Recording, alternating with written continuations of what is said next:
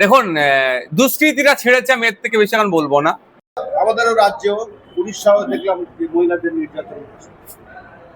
Actually দেখতে পাচ্ছি যা নির্যাতন যা হচ্ছে, যে অপ্রীতিকর ঘটনা ঘটছে, রাজ্য সহ সারা দেশে তার জাস্টিস পাওয়া যাচ্ছে না। সেই জন্যই কি এই অপ্রীতিকর ঘটনা একেবারে ঘটেছিল?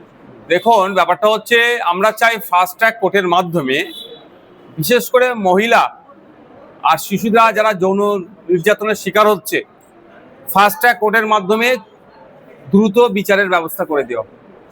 তাহলে দেখবেন হয়তো এগুলো কিছু কমতে পারে। দুর্ভাগ্য, যখন কোনো অনৈতিক ঘটনা ঘটে যাচ্ছে, crime against women or child, তখন আমরা কি দেখছি? শাসক দল সেই ছেলেগুলোকে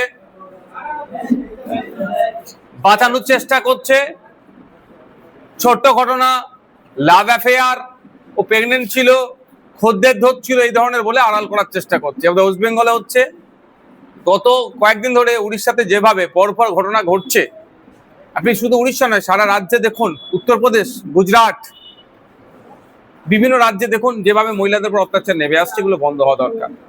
মহিলা নির্যাতনে সারা পৃথিবীর যে দেশগুলো আছে, আমাদের দেশের অবস্থান কোন জায়গায় দেখলে দেখা যাবে যে বৃহত্তর গণতন্ত্রে মহিলা বা শিশু সব এবং নাগরিক সুরক্ষিত নয়, যেটা মোটেও বাঞ্ছনীয় নয়।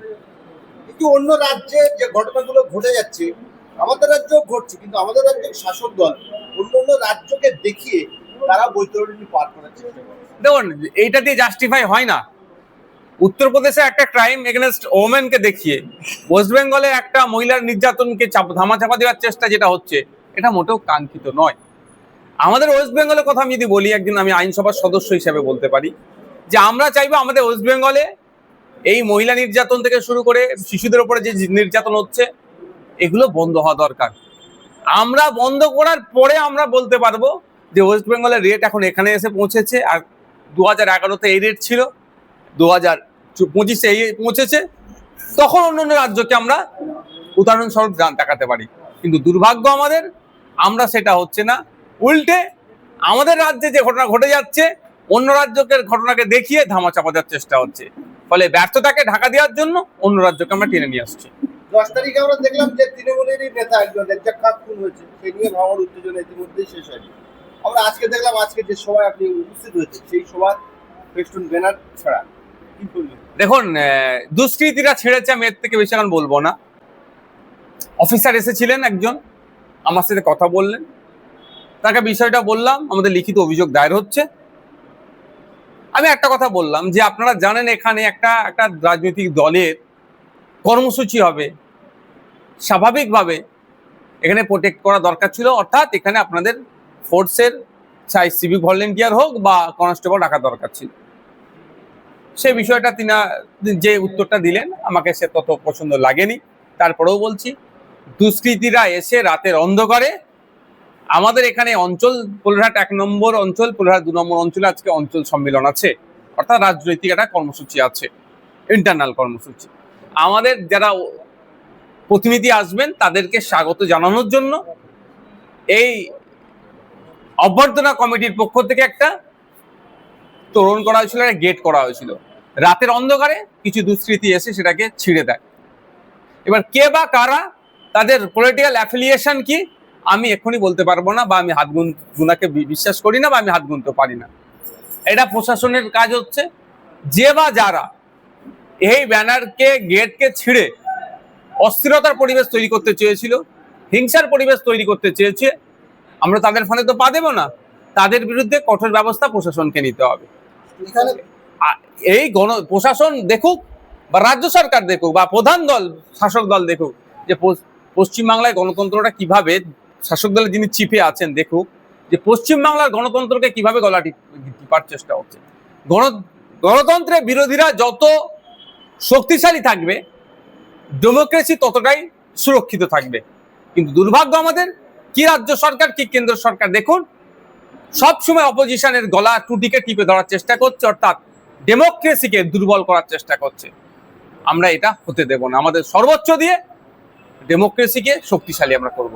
উত্তরপ্রদেশে একজন সেনাকে আক্রমণ করা হলো, আধা সামরিক বাহিনীর তিনি একজন জওয়ান ছিলেন, যতটুকু খবর দেখতে পেয়েছি। তারপরে ওই এনে যখন যাচ্ছিল তারা আক্রমণ চালিয়েছে। শুধু এটা নয়, সরকারি সম্পত্তি, বেসরকারি সম্পত্তি, ভিন্ন বিশেষ ধর্মের মানুষকে দেখে আক্রমণ করছে। এটা ধর্মের নামে উন্মাদনা ছড়ানো হচ্ছে। ধর্ম এটা কোনোদিন করতে পারমিট দেয় না। প্রত্যেকটা ধর্মের শেষ কথা দেখবেন, সে শান্তির কথা বলছেন, সৌহার্দ্যের কথা বলছেন, ধৈর্যের কথা বলছেন। কিন্তু আমরা কি দেখছি? একটা বিশেষ ধর্মকে সামনে রেখে, বিশেষ পোশাককে সামনে রেখে যে বিশৃঙ্খলা ছড়াচ্ছে, সেটা তার ধর্ম যেমন পারমিট করে না, সংবিধানও পারমিট করে না। এখন দেখার বিষয় তাদের বিরুদ্ধে কি আইনত ব্যবস্থা নেয়। গতকাল শওকত মোল্লা এক মিটিং থেকে বলছেন যে রাজ্জাক খান খুনে যারা দোষী, যাদের বিজয়গঞ্জ বাজারে দোকান আছে, সেই জায়গাগুলো গরিবদের মধ্যে বন্টন করে দেওয়া। শওকত মোল্লা কি আইনের ঊর্ধ্বে নাকি? যদি এ কথা বলে থাকে, চরম অন্যায় বলেছে। যারা দোষ করেছে, ভারতের বর্ষের যে আইন বিচার ব্যবস্থা, কোর্ট আদালতের মাধ্যমে যদি আমি ফাঁসির দাবি চাইবো, সর্বোচ্চ শাস্তির আমি দাবি চাইবো, সেটা হোক। কিন্তু তাদের অর্জিত অর্থে যদি দোকান থেকে থাকে, জায়গা থেকে থাকে, আপনি কেড়ে নিতে পারেন। আপনি কি যোগী আদিত্যনাথের মতো বুল্ডুজারদের পক্ষে আসছে? না বিজেপির সাথে যে আপনারা ঘর করছেন তৃণমূল, সেটা কি তার ইফেক্ট এখানে হচ্ছে? মন পাওয়ার জন্য, পরিবারের মন পাওয়ার জন্য, ভাঙড়ের মানুষের মন পাওয়ার জন্য এই ধরনের অবাঞ্ছিত মন্তব্য করছে। এটা চরম অবাঞ্ছিত মন্তব্য। যে খুন করেছে তার সর্বোচ্চ শাস্তি হোক, এটা চাইবো। কিন্তু তার সম্পত্তি অন্য কেউ কেড়ে নেবে, এটা হতে পারে না। এটা দেশের আইন পারমিট করে না। এবার শওকত মোল্লা সাহেব যে কথা বলছে, এর সাথে তৃণমূল কংগ্রেস সহমত কি কথার সাথে সহমত নয়? তৃণমূল কংগ্রেসের বড় নেতৃত্ব যারা আছে, হাইকমান্ড আছে, তাদেরকে আপনার একটু জিজ্ঞাসা করুন। তিনি বলছেন তো যে প্রশাসনের সাথে আমার কথা হয়। প্রশাসনের সাথে কথা হলে এরকম আইন, আমি ভাই বিএনএসএস আমি যতটুকু পড়েছি, এই ধরনের কোনো জায়গায় বলা নাই কেউ খুন করলে তার জায়গা কেড়ে নিতে হবে। তাই নতুন করে পশ্চিমবাংলার মধ্যে ক্যানিংকে আলাদা দেশ যদি উনি ঘোষণা করে দেন, যে আলাদা দেশ ক্যানিং, এই আর ভাঙড়টা ওনার জন্য এখন যদি